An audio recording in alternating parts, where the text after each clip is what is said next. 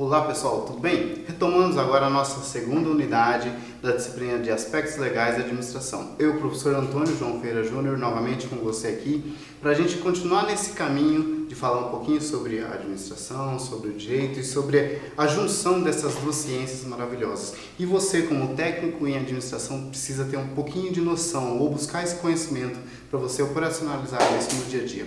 Vamos para os slides? Nessa unidade, a gente vai falar de um tema importante, contrato de trabalho. Você, enquanto técnico de administração, de alguma forma já trabalhou ou está no empregado ou já viu a ideia de contrato de trabalho, mas vamos entender um pouquinho mais sobre isso. Vem comigo. Nome do professor. Bom, primeiramente, dá uma olhada na imagem aqui. Eu tenho no grande elemento maior, eu tenho a palavra trabalhador. E ao centro aqui eu tenho empregado. Perceba que eu posso ter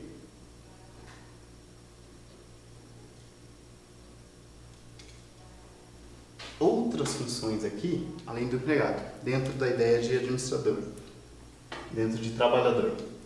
Você, enquanto administrador ou técnico em administração, tem que entender que eu tenho a ideia de trabalhador aqui e dentro dela, como espécie de trabalhador, eu tenho empregado. Eu posso ter outras espécies, não posso? Eu posso ter outras espécies como o servidor. O servidor é uma espécie de trabalhador, só que não é empregado. Está fora desse universo empregado, mas ele está dentro do conjunto maior trabalhador. Tem outras espécies de trabalho. Eu posso ter o trabalho voluntário. Ou seja, aquele trabalho voluntário no qual eu não tenho a contrapartida do salário. Isso é uma espécie. Então perceba que a ideia de trabalhador, eu tenho várias espécies de trabalhador, ou melhor, de trabalho.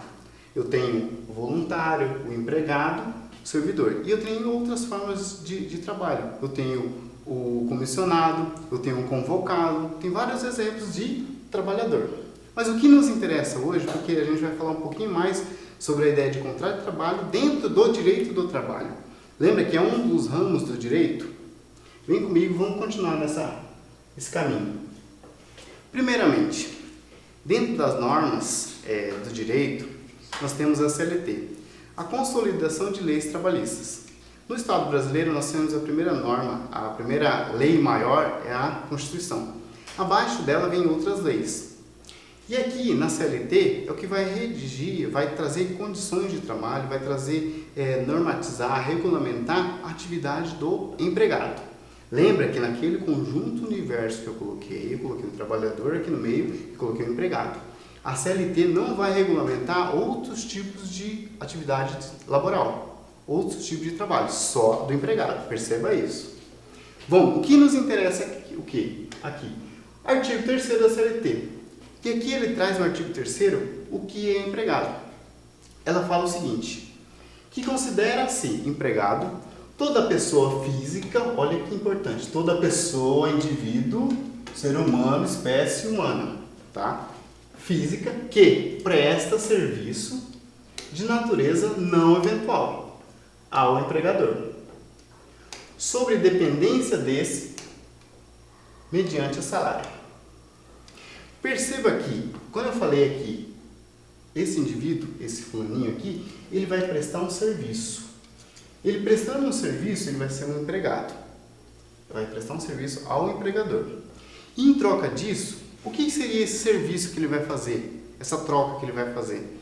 Esse serviço não é sua energia, sua força de trabalho, sua mão de obra que ele vai fazer? Justamente isso. Ele vai trocar a mão de obra, vai trocar a sua energia vital. Em contrapartida, ele vai receber um salário. Ou seja, ele vai vender a energia dele em troca de salário, de dinheiro ou remuneração de alguma forma. Esse é o conceito de empregado perante a CLT. E aqui, a própria CLT e a própria boa doutrina traz o conceito da ideia do que é o empregado. Perceba que nesse momento eu tenho dois elementos. Eu tenho o empregado, como trabalhador, e tenho quem está contratando ele, que é o empregador. Vamos dar uma olhada aqui o que ele fala. No artigo 2º, e aqui eu trago a visão comentada de Martins, 2015, super atualizada, na página 6, fala o seguinte, que o empregador, por sua natureza, assume os riscos de sua atividade econômica. Pensa assim, ó, quem montou uma empresa, qualquer ramo de atividade aí, ele de alguma forma vai precisar de pessoas para ajudar a expandir essa empresa. Esse empresário, esse empreendedor, esse empregador, ele vai assumir o risco da atividade. E para assumir esse risco da atividade, para, entre aspas, gerar riqueza, gerar lucro, ele vai precisar das pessoas, do recurso mão de obra, que é aquela pessoa que vai prestar o serviço. Ele vai precisar dela para expandir o seu negócio e gerar riqueza. Só que quem tem que assumir o risco é o empregador. Não pode esse empregador querer repassar os riscos da atividade ao empregado. Por quê? Se a atividade é de risco, ela pode dar riqueza ou pode dar prejuízo. Não adianta o empregador, como o empreendedor, querer passar para o empregado o prejuízo da sua atividade. Quem quis ser empreendedor é o empregador. Ele que quis, ele que assumiu o risco daquela atividade econômica. Então, se der bom, ele é responsável. E se der ruim, ele também é responsável. Ele não pode transferir a um terceiro, no caso, o nosso empregado, o nosso prestador de serviço, a ele a responsabilidade, ou o prejuízo causado. Vamos lá. Empregador. E aqui eu trago, dentro daquela ideia, daquele bojo da administração, a ideia do empregador, mas do ponto de vista, lembra do processo da administração? Planejamento, organização, direção e controle? Aqui o empregador vai fazer a função, no caso com o prestador de serviço, de direção. Perceba que ele dirige o empregado, pois isso decorre de seu poder de comando em relação ao primeiro, estabelecendo inclusive normas e disciplinas no âmbito da empresa. Ou seja, ele vai fazer a direção, no caso do empregador, ele vai planejar a organização dele, vai organizar a empresa dele, vai dirigir os funcionários dele e vai controlar através das normas e disciplinas da empresa. Então ele vai fazer o processo administrativo aqui, sendo o empregado, um trabalhador subordinado, está sujeito ao poder de direção do empregador. Olha a correlação entre administração e o âmbito de direito, do direito trabalhista. O poder de direção é a forma como o empregador define como serão desenvolvidas as atividades do empregado. Perceba, se ele assumir o risco da atividade, ele vai definir como essa atividade vai funcionar.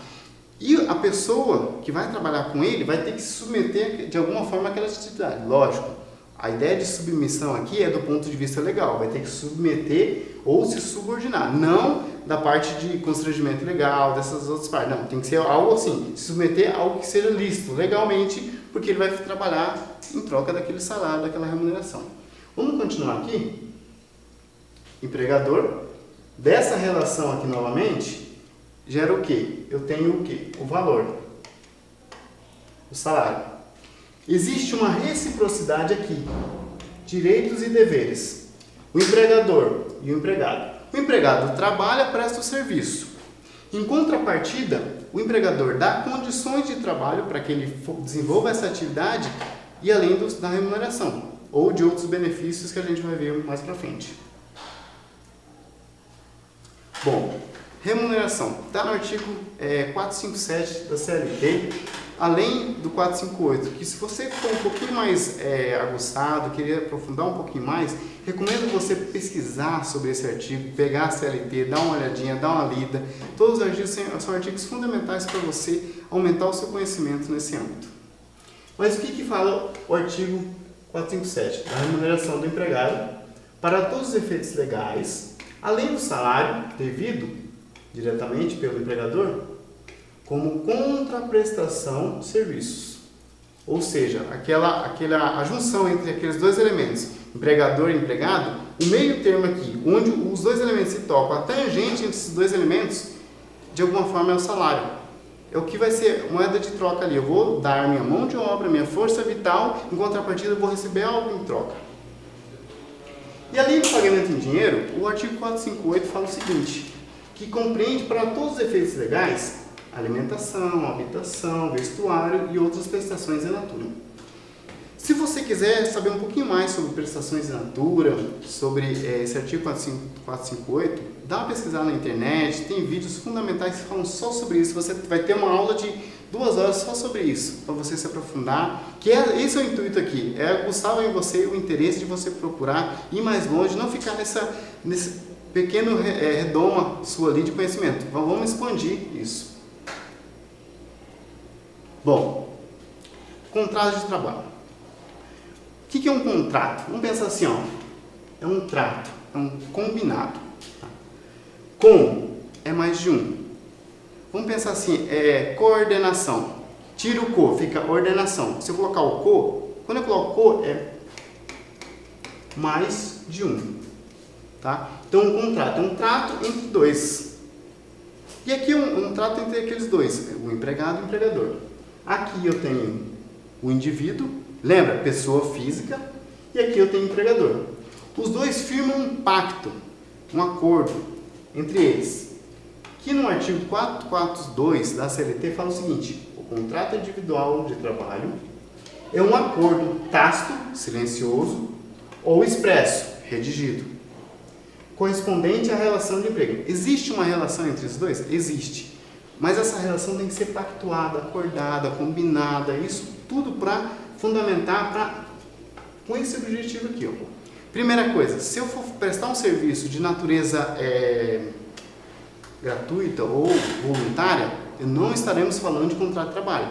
Todo contrato de trabalho é oneroso, de forma onerosa. Então, se eu for prestar um serviço de natureza voluntária, não é um contrato de trabalho. Mesmo que tenha contrato, não é um contrato de trabalho. Porque todo contrato de trabalho é o quê? É oneroso. Estaremos falando disso. Vamos lá. Aqui a gente vai falar de alguns 3 aspectos do contrato de trabalho, ou 3 espécies, mais propriamente dito, de contrato de trabalho. O primeiro é o contrato de experiência. O contrato de experiência, primeira coisa, por que experiência? É justamente o empregador vai avaliar alguns requisitos, quanto à aptidão da atividade ou função que ele vai exercer. Exercer quem? Aquele indivíduo que vai prestar o serviço. Além da aptidão, ele vai ver se existe a adaptação ao ambiente, tá? Complexo ambiente de trabalho e aos colegas. E esse contrato de trabalho, no artigo 445, parágrafo único da CLT, ele é redigido assim, ó, ele não pode ser superior a 90 dias, tá? Ele pode ser 45 dias prorrogado por mais 45 dias. Aqui, o DI e o DF é data inicial e data final, ou seja, data inicial, ponto inicial, começou a trabalhar, contado 45 dias, ele pode ser prorrogado por mais 45 dias, não excedendo, na data final, 90 dias. A gente vai ver que geralmente os contratos de trabalho são redigidos dessa forma. O início do contrato é contrato de experiência, e o resto dá as cláusulas sobre um contrato indeterminado. Aqui a gente vai falar do contrato determinado. E é legal a gente pensar nessa ideia aqui, ó, de contrato por prazo determinado. E aqui nós temos a data inicial e a data final. Não maior do que 2 anos. Vamos pensar o seguinte, esse tipo de contrato só vai acontecer em que circunstância? Da natureza do serviço ou evento transitório. Ou pode ser os dois somando, tá? Da natureza do serviço. Um exemplo, nós estamos hoje em 2015, em 2016 teremos as Olimpíadas.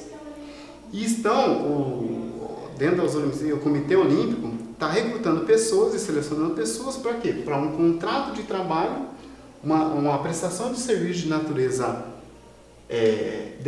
temporária por um prazo determinado. Por quê? Qual que é o serviço? Que eu preciso de um serviço para atender a população estrangeira que vai vir no Brasil durante esses eventos da Olimpíada. Para isso eu preciso de pessoas que tenham bilíngues, preciso de vários tipos de pessoas com funções. Beleza, eu tenho a natureza do serviço? Tenho. E eu tenho um evento transitório? Tenho. Qual que é o evento transitório no meu exemplo? A Olimpíada 2016. Essa Olimpíada é por prazo determinado? Acabou a Olimpíada, rescinde o contrato, morreu. Então é um contrato por prazo indeterminado. Então isso é legal. Desde que a natureza do serviço tenha condições para isso e um evento transitório. Outro exemplo que a gente vai dar é o contrato de trabalho por tempo indeterminado. Lembra que eu falei do contrato de experiência? O que acontece às vezes na redição de um contrato? Você redige ali um contrato. Esse trabalhador ficará em experiência por 90 dias. Passado isso, não rescindindo o contrato dentro do período de 90 dias, esse contrato se tornará por tempo indeterminado. Ou seja, dentro de um contrato de experiência, eu posso ter um contrato por tempo indeterminado. Eu posso ter aqui, 90 dias, dentro do mesmo contrato. Imagina lá, o documento redigido. Dentro da redação escrita dentro dos seus artigos, ele fala o seguinte, esse contrato vale por 90 dias. Se não rescindindo entre as partes, não despactuado entre os dois, entre empregado e empregador, esse contrato se tornará por prazo indeterminado. Vou colocar o símbolo infinito aqui, por prazo indeterminado. E aqui, não menos interessante, é um aspecto legal que a gente vai falar também, é sobre o contrato temporário. Esse contrato temporário é legal porque eu tenho um terceiro elemento. Eu tenho a agência, essa agência que é quem está fornecendo a mão de obra. Essa agência, esse empregado é dessa agência. E essa agência presta serviço às empresas com o quê? Com mão de obra. Ou seja, o trabalho temporário, existe uma lei própria, que você pode pesquisar sobre isso, tem uma empresa e a demanda. Essa empresa aqui precisa de uma mão de obra. E vamos pensar assim, ela pode procurar mão de obra por si só, no mercado de trabalho, ou ela pode contratar uma empresa, uma agência ou uma terceira, que ela recruta, faz a seleção e cede empregado a essa pessoa aqui. Para que esse empregador usufrui desse elemento aqui, desse servidor, dessa pessoa que vai fazer a atividade laboral. Perceba que nesse momento eu tenho um terceiro elemento aqui no meio, que esse é o intermediário entre esses dois. Mas por que tem que caracterizar isso? Imagine que essa empresa aumentou muito a demanda dela. E para atender um contrato específico dessa demanda aqui, dessa empresa, ela precisa de mais gente, mais mão de obra. Mas ela sabe que é só para atender aquela demanda em específico. E depois ela não precisa ter toda aquela mão de obra. Então ela contrata uma pessoa por tempo determinado através dessa agência, no qual essa agência vai ceder um funcionário para ela trabalhar. Passado essa característica da demanda, maior demanda que a empresa precisou, ela pode rescindir o contrato normal. Por quê? Ela não vai ficar com aquela demissão em massa. Não, o contrato é temporário, para atender aquela demanda específica daquela empresa.